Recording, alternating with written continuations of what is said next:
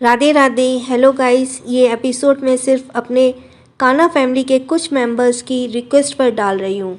तो प्लीज़ मैं उनसे सबसे रिक्वेस्ट करती हूँ आप सबसे कि इसको जल्द से जल्द सब्सक्राइब कर दीजिए इस चैनल को। अगर नहीं किया हो और कर दिया हो तो बेल आइकन भी प्रेस कर दीजिए। सो स्टार्ट एपिसोड 268 रेहाना का डर। अब आगे। अंतरा दक्ष की नन्ही मुट्ठियों में कैद तितली को देखकर हैरान थी। वहीं दक्ष उस तितली को पकड़े हंस रहा था, लेकिन वो तितली दक्ष की कैद से उड़ने के लिए तड़प रही थी। अंतरा ये देखकर तुरंत दक्ष के हाथ से तितली अपने हाथों में ली और तुरंत उस तितली को उड़ा दी। वहीं वो तितली दक्ष की कैद से छूटने ही वहीं से उड़ गई। वहीं दक्ष की हंसी गायब हो गई। यह देखकर और वो गुस्से से उस तितली को घूरने लगा जो अब आसमान में उड़ रही थी। इधर अंतरा हैरानी से दक्ष को देख रही थी और उसने डर देखा, मन ही मन कहा, दक्ष का बिहेव बदलता जा रहा है जैसे जैसे वो बड़ा हो रहा है। मेरा दक्ष पहले तो ऐसा था नहीं, इसे किसी की कैद में रखना इतना खुशी कैसे मिल सकती है?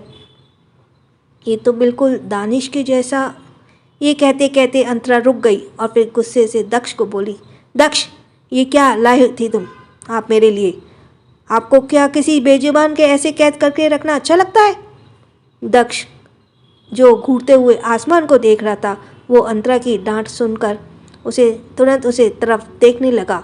वहीं अंतरा उसे अपनी आंखों दिखा रही थी, जिसे देखकर दक्ष अपना छोटा सा सर नीचे करके धीरे से बोला, मम्मा। तभी अंतरा बोली, अभी मैं आपकी कोई बात नहीं सुनूंगी। आप आज के बाद किसी इंसेक्ट को परेशान नहीं करेंगे, समझे आप? और उन्हें पकड़ने की भी कोशिश नहीं करेंगे। दक्ष सब सुबकने लगा और उसने सुबकते हुए धीरे से अपना सर हिलाया, जिसे देखकर अंतरा फिर गहरी सांसें लेकर उसे अपने गोद में उठा ली और फिर वो अपने चेहरे को प्यार से सहलाते हुए बोली, हाँ दक्ष, ये सब करना बुरी बात होती है और ये सब सिर्फ गंदे बच्चे करते हैं, लेकिन आप तो मम्माज गुड बॉय हो ना। दक्ष सुबकते हुए अंतरा के सीने से लग गया। वहीं अंतरा फिर उसके सर को सहलाते लगी। दूसरी तरफ स्किनी हॉस्पिटल। उस हॉस्पिटल के बाहर इस वक्त दानिश की ब्लैक कार खड़ी थी और वो उस कार में टिककर खड़ा सिगरेट पी रहा था। उसकी नज़रें इस समय सिर्फ उस हॉस्पिटल पर टिकी थीं। वहीं कुछ ही देर में उस हॉस्पिटल के बाहर शिवम निकला और वो दानिश के पास आते हुए सीरियस वे में बोला, यू आर राइट, तुम सही थे, ये सब प्लानिंग की थी। अब उसका प्रूफ भी मेरे पास है, इसे एक बार देख लो। दानिश भावहीन था और वो उसके हाथ से रिपोर्ट लेकर उसे ध्यान से देखने लगा। उस रिपोर्ट को देखते हुए दानिश की आंखें गुस्से से लाल हो गईं और वो अपने हाथों से मुट्ठी बनाते हुए शिवम से सर्द लहजे में बोला, इस बार उसे मरने से कोई नहीं बचा सकता। शिवम इस पर थोड़ा रुक कर बोला, तुम क्या कुछ और नहीं सोच सकते ये खून खराबे के अलावा? इस पर दानिश कार में बैठते हुए बिना इमोशन बोला, नहीं। ये एक शब्द कहकर दानिश को वहाँ से लेकर निकल गया, कार लेकर निकल गया। वहीं शिवम खुद से बोला, पता नहीं अब क्या होने वाला है। कुछ देर बाद अल्फा ग्रुप सीईओ's केबिन। रिहाना गुस्से से बिना नॉक किए केबिन के एंटर हुई और सामने ग्लास डोर के पास खड़े दानिश के पास जाकर बोली, Danish, what's wrong with you? आखिर तुम मेरा कॉल क्यों नहीं पिक कर रहे? कल से हमारी शादी के फंक्शन स्टार्ट हो जाएंगे और परसों हमारी शादी है, लेकिन तुम तो केयरलेस वे में सब हैंडल कर रहे हो। दानिश, जो एकटक ग्लास डोर से बाहर घूर रहा था, वो रेहाना की बातों का जवाब देते हुए ठंडे लहजे में बोला, यू नो दैट वॉट, इंसान चाहे किसी भी ऊंचाइयों पर क्यों ना पहुंच जाए, उसे नीचे की ज़मीन नहीं भूलनी चाहिए, क्योंकि आखिर में उसे आना ज़मीन पर ही पड़ता है। पर जब वो ज़मीन पर आता है तो दोबारा ऊंचा उठने के लायक नहीं बचता। दानिश की ऐसी बातें सुनकर रेहाना के चेहरे पर हल्की शिकन आ गई, लेकिन वो झूठी स्माइल करते हुए बोली, दानिश, तुम ये सब छोड़ो, चलो हम शॉपिंग पर चलते हैं और हम कपल ड्रेस लेंगे जिसके कल हम एक आइडियल कपल लगे। दानिश इस पर रेहाना को गौर से देखने लगा और तिरछी मुस्कुराते हुए बोला, what is the meaning of ideal couple? ये सुनकर रेहाना बोली, एग्जाम्पल में हम ले लो, हम दोनों हैं लोगों के लिए एक आइडियल कपल। हमारा स्टैंडर्ड मैच करता है, हम दोनों एक दूसरे के लिए मेड फॉर ईच अदर हैं। दानिश इस पर रेहाना के ऊपर से नीचे तक अजीब नज़रों से घूरते हुए बोला, तुम्हें पता है तुम इस वक्त किस कंडीशन में हो? दानिश की ये बात सुनते हुए अचानक ही रेहाना 2 कदम पीछे होकर बोली, what do you mean Danish? Danish टेढ़ी मुस्कुरान होते हुए बोला, you will soon know what I mean. ये कहते हुए दानिश ने दूसरी सिगरेट जलाई और उसकी कस लेने लगा। वहीं रेहाना के चेहरे पर कुछ अनकहा डर सा आ गया और वो बिना कुछ कहे वहाँ से बाहर निकल गई। So you are listening Kanha channel now. Next, दूसरी तरफ अंतरा दक्ष को बेड पर सुलाकर झुककर उसके माथे पर किस किया और वहीं बेड से सिहरने से टिक कर बैठ गई। इस वक्त उसके दिमाग में कुछ चल रहा था और वो इसी वक्त कुछ सोचते सोचते सो गई। शाम का वक्त किसी ने दरवाज़ा नॉक किया तो अंतरा की आंखें नींद खुली और वो उदासी लेते हुए आसपास देखने लगी। तब तक शाम हो चुकी थी, जिसे देखकर अंतरा ने खुद से कहा, ओह नहीं, मैं दोपहर से सो रही हूँ और दक्ष को भी फीड कराना है। कहते हुए अंतरा गेट के पास गई और दरवाज़ा खोला तो सामने एक नौकर खड़ा था, जिसे देखकर अंतरा बोली, जी कहिए। तो नौकर बोला, दानिश सर ने स्टडी रूम में आपको कॉफ़ी लेकर बुलाया है। यह सुनकर अंतरा बोली, दानिश ऑफिस से आ गए? जिस पर नौकर बोला, जी मैडम, उन्हें आए 2 घंटे हो गए हैं। यह सुनकर अंतरा फिर सिर हिलाकर बोली, एक काम करिए, मैं कॉफ़ी बना देती हूँ, आप उन्हें जाकर दे आइएगा और अगर वो मेरे बारे में पूछे तो कह दीजिएगा कि मैं दक्ष को फीड करा रही थी, इसलिए नहीं आ पाई। यह सुनकर वो नौकर थोड़ा हिचकिचाते हुए फिर वहाँ से चला गया। वहीं अंतरा उसके जाने के बाद गहरी सांस लेकर बोली, मैं दानिश के करीब अब नहीं जाऊंगी। वहीं दूसरी तरफ रेहाना उसी अपने रूम में बैठी अंतरा की ये सारी बातें सुन रही थी, जिसे सुनकर उसके चेहरे पर चालाकी भरी स्माइल आ गई और बोली, वेरी गुड, तुम इसी तरह बस मेरे दानिश से दूर रहो, क्योंकि दानिश के करीब सिर्फ मैं जाऊंगी। ये कहकर वो अपने फ़ोन में चल रहे ऑडियो क्लिप को बंद कर दी। वहीं अंतरा अपने कमरे में रेहाना को जो ऑडियो का हिडन रिकॉर्ड लगाया था उसे घूर रही थी, जिसे रेहाना ने वहां से जाते हुए अंतरा के ऊपर नज़र रखने के लिए लगाया था कि जिससे अंतरा दानिश के बिल्कुल भी करीब ना जा पाए। तभी दक्ष जग गया, जिसे देखकर फिर अंतरा उसके पास गई और उसे लेकर नीचे चली आई। इधर स्टडी रूम में दानिश ठंडे लहजे से अपने सामने खड़े नौकर को घूर रहा था, जो कॉफ़ी अपने हाथ में लिए खड़ा कांप रहा था। तभी दानिश डार्क वॉइस में बोला, यू कैन गो। वो नौकर ये सुनकर जल्दी से उस कॉफ़ी मग को टेबल पर रखकर वहाँ से निकल गया और उधर दानिश एकटक कॉफ़ी मग को घूर रहा था।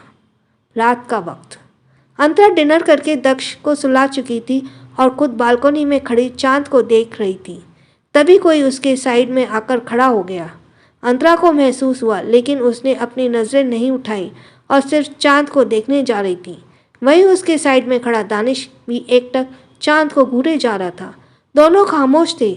तभी दानिश धीरे से चांद को देखते हुए बोला, कुछ वो कोरा सा है, कुछ में सादा सा, एक जैसे एक ही आसमान में आज 2 चांद आधा आधा सा हो। इस पर अंतरा अपने आप को अपनी बाहों में समेटते हुए बोली, इसी कश्मकश में ये रात गुजर जाए। आज मैं चाहती हूँ कि ये चांद छिप जाए। दानिश गहरी मुस्कुराहट के साथ अब अंतरा को देखने हुए बोला, ना चांद चाहिए ना अब पलक की चाह है, अब बस इतना समझ है कि मुझे सिर्फ तुम्हारा प्यार है। यह सुनते ही अंतरा दानिश को देखने लगी। दानिश उसे देख रहा था और वो अब उसे अंतरा के करीब बढ़ा। तभी अंतरा उसे रोकते हुए बोली, मुझे नींद आ रही है। दानिश अपने हाथों की मुट्ठी बनाते हुए टेढ़ा मुस्कुराया और उसके रास्ते से हट गया। अंतरा बिना कुछ कहे अंदर चली गई और बेड पर जाकर दक्ष के पास लेटकर अपनी आंखें बंद कर ली।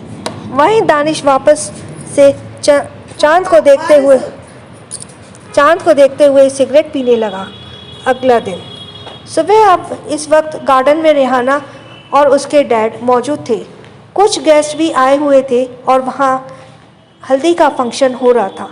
अंतरा वहीं मौजूद थी और रेहाना की बातें मान रही थी और जो वो बता रही थी वो कर रही थी।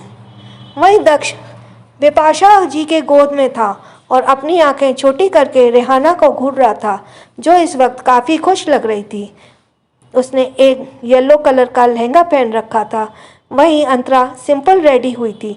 रेहाना को वहाँ दानिश कहीं नहीं नज़र आ रहा था, जिस वजह से वो अंतरा पर गुस्सा करते हुए बोली, अभी की अभी दानिश को बुलाओ, वो ऐसे आज के दिन नहीं जा सकता। यह सुनकर अंतरा उससे शांति से बोली, दानिश कोई बच्चे नहीं है जो मेरे बुलाने पर तुरंत चले आएंगे।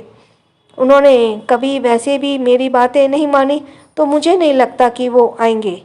ये सुनकर रेहाना गुस्से से उसे देखने लगी। तभी उसके डैड आकर उसे हल्दी लगाने लगे। रेहाना ने फिर कुछ नहीं कहा। दानिश सारा दिन पहले वापस नहीं आया था। इसी तरह रात हो गई और रेहाना की मेहंदी लगने लगी। अंतरा दूर खड़ी रेहाना के चेहरे को चमक देख रही थी। रेहाना बहुत ज़्यादा खुश थी। अंतरा बस खामोशी से उसे देखने जा रही थी। वहीं रेहाना ने अपनी मेहंदी वाली को घमंड से कहा, मेरे मेहंदी पर मेरे होने वाले पति दानिश का नाम लिखा, और हाँ, थोड़ा बड़ा लिखना, जिससे वो हर किसी को पहली नज़र में ही दिख जाए। वो अंतरा को सुन रही थी कि वहीं अंतरा खामोशी से सुन भी रही थी और उसके चेहरे पे कोई भाव नहीं था। वहीं मेहंदी वाली अपना सर हिलाते हुए बोली, जी मैडम, हम आपके होने वाले पति का ही नाम लिखेंगे। रेहाना घमंड से मुस्कुराई और अंतरा को देखने लगी। वहीं अंतरा दक्ष को डिनर कराने वाली गई। इधर रेहाना अपने और दानिश के साथ शादी के बाद के सपने में खोई थी। उधर मेहंदी वाली अपना काम करके चली गई। जिसके बाद रेहाना ने जब अपनी मेहंदी पर दानिश के लिखे नाम को प्यार से देखने को हुई, तो तभी उसके हाथ पर लिखे नाम को देखकर वो दंग रह गई और उसके चेहरे पर एक डर और शिकन आ गया। वो जल्दी से मेहंदी वाली को ढूंढने लगी, लेकिन वो वहाँ से चली गई थी। इधर रेहाना उस नाम को जल्दी से मिटाने लगी, जिससे उसकी मेहंदी पूरी तरह से खराब हो गई। रेहाना जल्दी से अपनी जगह से उठी और हड़बड़ाते हुए बोली, dad, I need to go. ये सुनकर आशुतोष नासमझी में उसे घूरने लगे और वहीं रेहाना वापस से बोली, डैड, मैंने कहा ना कि मुझे यहाँ से अभी के अभी जाना है। आशुतोष फिर उसे शांत कराते हुए सभी के मिले और रेहाना को लेकर वहाँ से निकल गए। इधर अंतरा जब वापस गार्डन में आई, तब तक रेहाना और बाकी सब जा चुके थे। वो ये देखकर फिर अपना सर हिलाते हुए अंतरा आ गई। अगला दिन, आज शादी का दिन था। वहीं ओबरॉय पैलेस में सन्नाटा था। सभी बेमन से तैयार हो रहे थे और राय बंगला जाने के लिए, जहां आज शादी होने वाली थी। देखते ही देखते शाम हो गई। वहीं राय बंगले में काफ़ी ज़्यादा चहल पहल थी। गार्डन से बड़ा सा मंडप सजाया गया था। वहीं रेहाना आज हद से ज़्यादा खुश थी और वो रेडी होते हुए फ़ोन पर अंतरा से बोली, मेरे